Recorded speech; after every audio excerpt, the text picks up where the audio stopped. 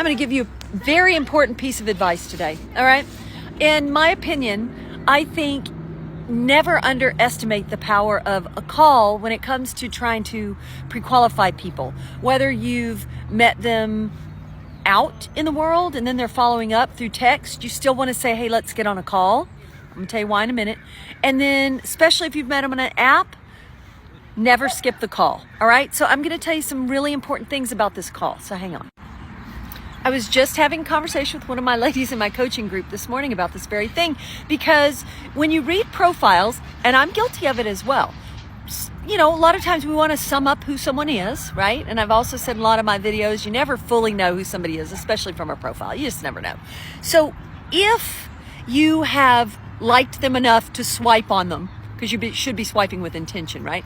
If you like them enough to swipe on them, if you liked them enough to what I call crack the door open, which means on Bumble, you know, you start talking to them, or on Hinge, you start talking to them, whatever app, then if everything looked great on their profile, but in the messaging seemed weird or something just wasn't quite happening, honestly, I say before you throw them back in the pond, get on a call. Get on a call, because people don't show up that great sometimes through Messenger. And a lot of times I think great connections could be missed because we're so quick to like, they didn't say the right thing. They didn't, and never, never, never underestimate the power of the call. And don't be afraid to get on a call. Even if you have to tell them, hey, you know, I only have like 15 or 20 minutes for a quick call, but I'd love to hear your voice and maybe, you know, get to know you a little better.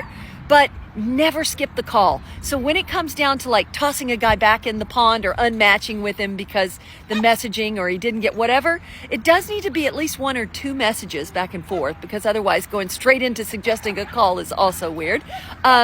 Couple of messages, get on a call. Get on a call definitely before you make the decision to ditch him completely, okay? Because on this call is where you can hear somebody's voice. You can get their vibe, and you can ask questions that you're uncertain about, whatever it is to you. Whether you want to see if you guys have things in common, whether you want to find out if your lifestyles mesh, or if they have good enough occupation, or if they own their own home. All of these things are important because you want to have things in common and you want to be on the same page with somebody, all right? Never underestimate the power of a call. Okay, one other thing that I think deserves to be mentioned, because I know how your wheels turn. I know you so well. And you're going to be saying, God, if they're weird, why would I want to get on a call with them? Here's the deal. If they are truly weird, this is how you pre-qualify. They will not get on a call, right? So you don't have to worry, because if you're worried somebody is weird and you suggest a call, that's also another test. Because if they're willing to get on a call, then probably they're not weird, and maybe you misread the situation. And if they are weird, or they have something, other agenda or something else going on, they're never going to get on a call with you anyway, all right? So don't be afraid of the calls. I hope it helps.